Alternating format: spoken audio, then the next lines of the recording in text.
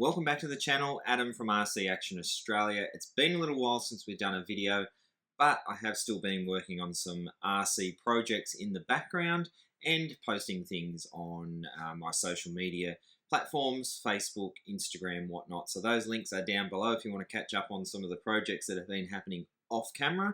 But for those who are new to the channel or existing people, it has been a while since I've done a video. Just make sure you hit that like and subscribe button. Your support is much appreciated. So as you can see here, we've got the Team Associated CC, so the Clear Edition, and we have built this one completely sort of, I didn't do a build video at all, just had built this one over about a week, just doing little bits and pieces. So today's video, I just wanted to show you what we came up with. Obviously I went non-box art with this one. They are a clear edition, wasn't overly sold on the clear, and some people have noted that there was some damage on the bodies, seeing that they are kind of just thrown in the box with that metal chassis sort of scratching them. So I've done my take on what I sort of see fit for this CC edition. I have left some parts clear, obviously, with the driver and the cockpit area, but we'll show you those in more detail when we get closer with the camera. Now, did I enjoy building this one? I'm going to say yes and no. It's actually not a difficult build. It comes together quite easy, and you know, the body is pretty simple to paint, and I'll go through the body in more close-up when we get it over onto the bench and show you how I did that. The decals are pretty straightforward, but the one thing I will say about the car is putting it together with the hard clear plastics was the most difficult part. Now I invested in two thread taps. I'll put the sizes down below here because I do think that if you are going to build one of these, it will save your fingers, it will save frustration. And there are some parts here where the bolts heat up a lot and get very, very hot trying to get through some of that plastic. So I put a halt to building this one, invested in those two threads, taps, and then it was an absolute breeze. Now, because you had to tap the holes, it did take a little bit longer, but it all came together very, very nicely. And this one obviously is just a bit of a display piece. I do have one of the new 40th anniversaries as well, so we will be building that one. And if you have watched the channel, you'll notice that I do have an original one behind me here somewhere.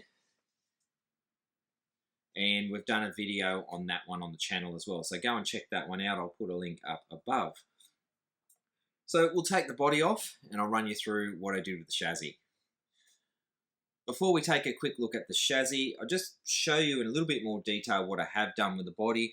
So basically I've painted it silver, as you can see there, and just gone with the box art decals. I've obviously added a few different ones.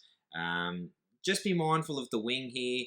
Now, I usually like to put some sticky tape once the paint dries over here, because getting this sort of wing mount in, you will sort of damage and scratch the paint potentially.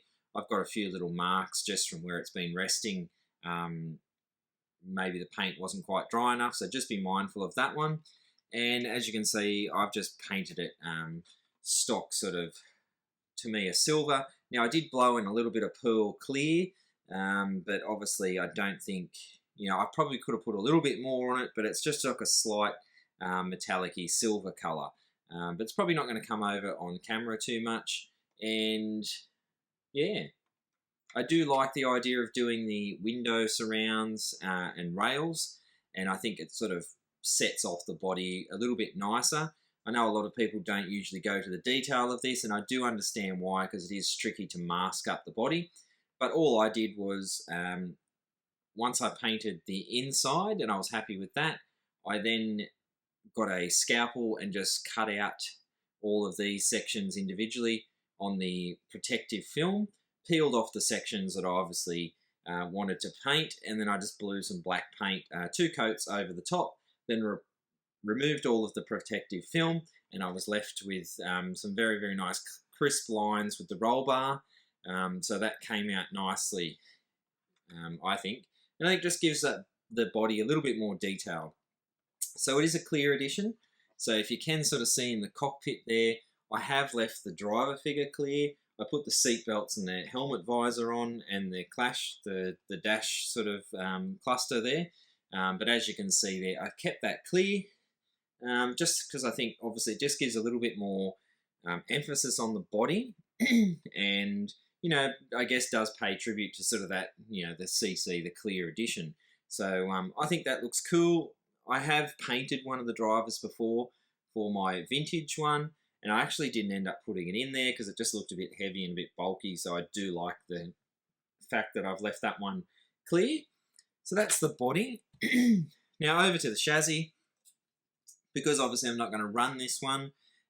We've just built it pretty standard. Now I had an old servo laying around, so what I thought was I just got the Tamiya PS silver paint.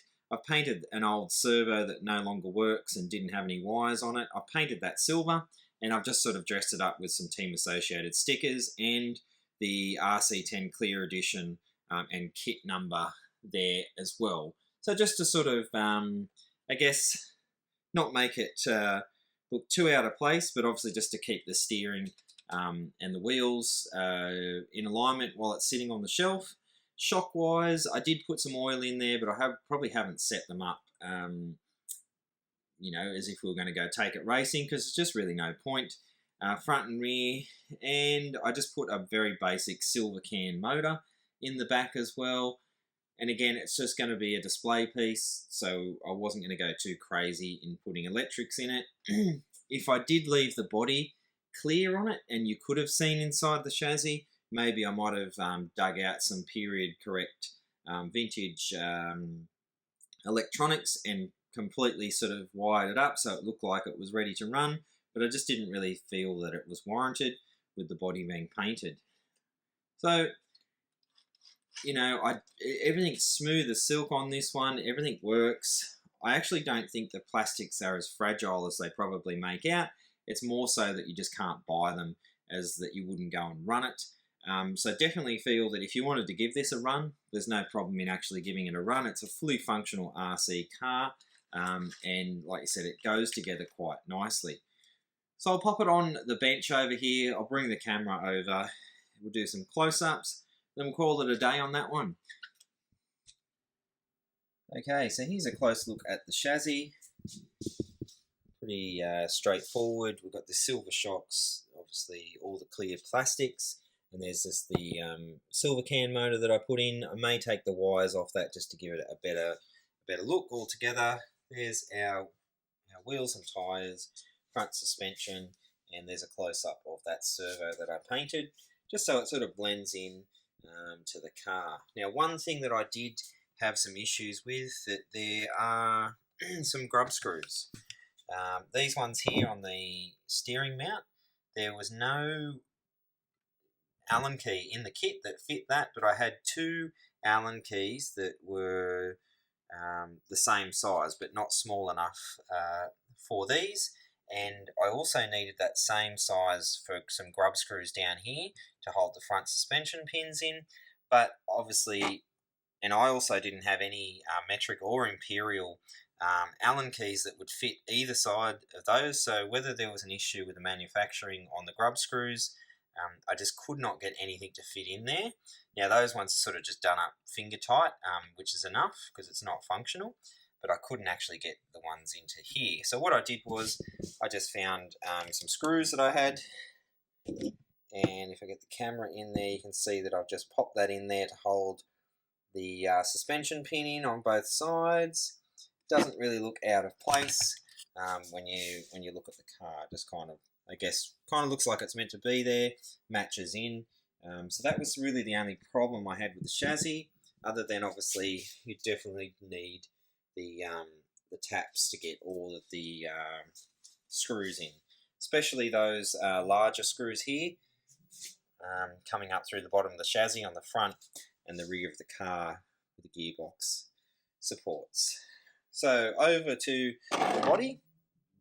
So that's our just Tamiya, basic silver, painted those roll bars on top, kept our driver figure clear, and obviously I opted not to cut the body post holes just because I figured we didn't really need it. And even on the 40th anniversary that I've got, I'll probably just put some Velcro down the side and not cut some holes in the body. Over to the wing, just basic Team Associated there. Added a Reedy Modified sticker, and again, that's just what I was talking about with those wing mounts rubbing on the wing. I'll just get in there and put a little bit more silver paint. It should disguise that a little bit more over time. But that's the Chazzy. It's very, very smooth, no dramas whatsoever. Let me know what you think in the comments of what I've done with the body. Would you keep it clear? Would you go fully custom? This is a spare body set, so the original body set that came with the car I have kept in the box. This is an actual proper CC body set as well that I bought off someone that broke up a kit. So it's a genuine body, genuine decals, but I also have another body, so if I do want to make it the clear, we can go back and do that. Okay, so that's it for today's video. A quick look at my take on the Team Associated RC10 Clear.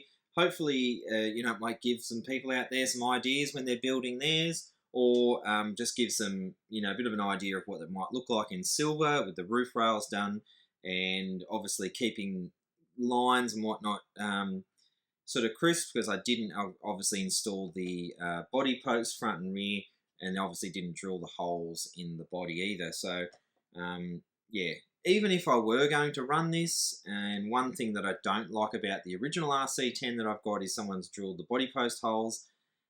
You could easily put some Velcro down the sides and keep the body on. Obviously the wing mount being in there as well prevents the body from coming off. So they're just my personal thoughts. I don't see the need on putting the body posts in, and it just makes it look a bit nicer for a display piece. So once again, thanks for watching today's video. I apologise that it's been a while, but I've just been super busy. Hopefully you enjoyed today's video and the RC10. Make sure you hit the like and subscribe button. And we're obviously going to get onto some more videos in the future. I've definitely got a lot of other kits that I've purchased recently. So they're coming up on the channel, so make sure you stick around. Thanks for watching, and I'll catch you on the next one.